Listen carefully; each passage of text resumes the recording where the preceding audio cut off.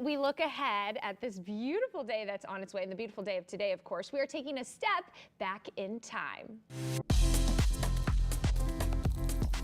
Yes, as the temperatures get warmer, you might be craving some ice cream. Today's Throwback segment tackles a debate from well over a century ago. Was the ice cream cone truly invented in St. Louis? Take a look. 92 years ago today, an event occurred in New York that still upset some very proud St. Louisans. Yes, nearly a century later, the great ice cream cone debate still won't melt away.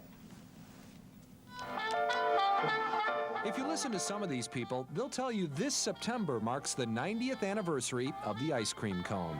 According to legend, ice cream vendor Arnold Fornichot ran out of cups at the 1904 World's Fair. Next to his stand, Ernest Hamwai was making Syrian waffles. So Fornichot took a waffle, rolled it into a cone, and created the world's first ice cream cone. At least that's what most St. Louisans believe. I think it was invented in St. Louis at the World's Fair. But in New York City, they have a different story. They claim Italio Marchionni invented the ice cream cone in 1903, a year before the fair. And they have proof. U.S. patent number 746971, the Marchiano mold. The Marchionni family really protested it when they heard the story about St. Louis. But St. Louisans have reason to protest as well. Come on, that's not a cone, that's a cup. Yeah, it is described as a cup and not a cone as such. Some history books tell the St. Louis story. Others tell only the New York story. But most stick with St. Louis as the birthplace.